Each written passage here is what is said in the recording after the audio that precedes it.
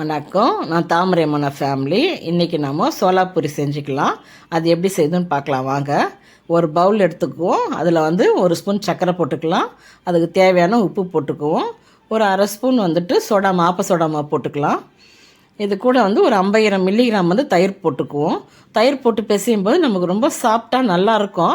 மேலுக்கு பஃப்புன்னு நல்லா இருந்தாலும் பூரி உள்ளுக்குள்ளார போட்டு சாப்பிடும்போது ரொம்ப சாஃப்டாக ரொம்ப நல்லாயிருக்கும்.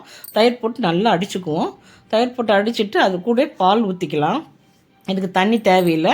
தண்ணி வேணும்னா நமக்கு எக்ஸ்ட்ரா வேணும்னா கொஞ்சம் போல் லைட்டாக தண்ணி கலந்துக்கலாம். நம்ம ஊற்றுற பாலும் தயிருமே சரியாக போயிடும் மாவு பிசையத்துக்கு 1/2 கிலோ மாவுக்கு. இப்போ ஒரு 100 கிராம் அளவுக்கு நம்ம இதில் ரவை போட்டுக்கலாம். ரவையை போட்டு நல்லா ஒரு 1/2 hour ஊற வச்சுடுவோம். இதுக்கு ரவை போட்டோம்னா தான் நல்லா பஃபி நல்லா வரும். அது பூரி செய்யும்போது நல்லா ஊறிடுச்சு ரவை ஊறினதுக்கப்புறம் இப்போ நம்ம அதுக்கு தேவையான கொஞ்சம் எண்ணெய் ஊற்றிக்குவோம். எண்ணெய் ஊற்றிட்டு மாவு போட்டு பிசைஞ்சிக்குவோம். இதுக்கு நல்லா வரும். மாவு நல்லா பிசைஞ்சு கொடுக்கணும். நம்ம பரோட்டா மாவு பிசைஞ்சு கொடுக்குற மாதிரி பிசைஞ்சு கொடுக்கணும். அப்போ தான் ரொம்ப நல்லா வரும்.